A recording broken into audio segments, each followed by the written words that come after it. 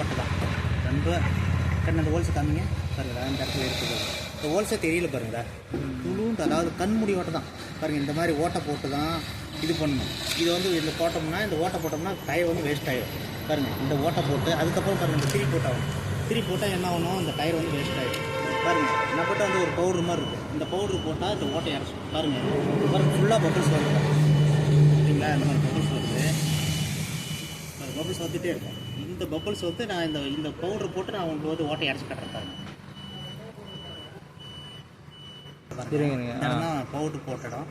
இது இந்த இடத்துல பாருங்கள் மார்க் பண்ணுற பாருங்கள். இந்த இடத்துல தான் பபிள்ஸ் வந்த இடம். நான் மார்க் பண்ணிட்டேன். இருங்க நான் போட்டு கட்டுறேன். ஒரே சைடில் போட்டு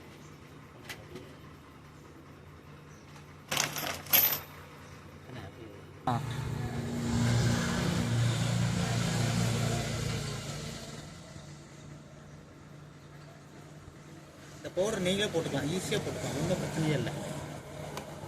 இந்த ரிம்முக்கும் ஃபால்ட்டு கிடையாது, டயருக்கும் ஃபால்ட்டு கிடையாது.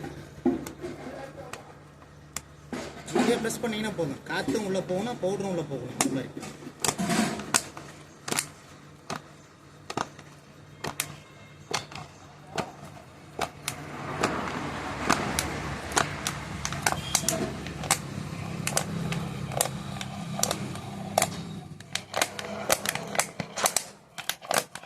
சரி. அவ்வளோ ஒரு செகண்டில் போட்டாச்சு.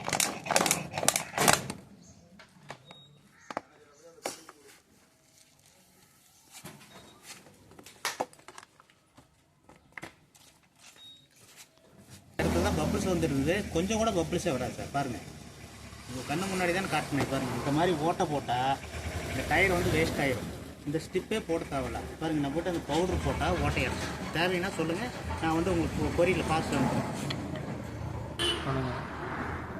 சார் பாருங்கள். இந்த ஹோல்ஸ் போடுறதுக்கு பாருங்கள் இதெல்லாம் தேவையே இல்லை பாருங்கள். கொஞ்சம் கூட பபிள்ஸே வராது சார் பாருங்கள். எவ்வளோ பபிள்ஸ் வந்து பார்த்தீங்களா. இது ஒரு துளி கூட பபிள்ஸே வராது பாருங்கள். யார் கரெக்டாக 40 இருக்குது செக் பண்ணுற பாருங்கள்.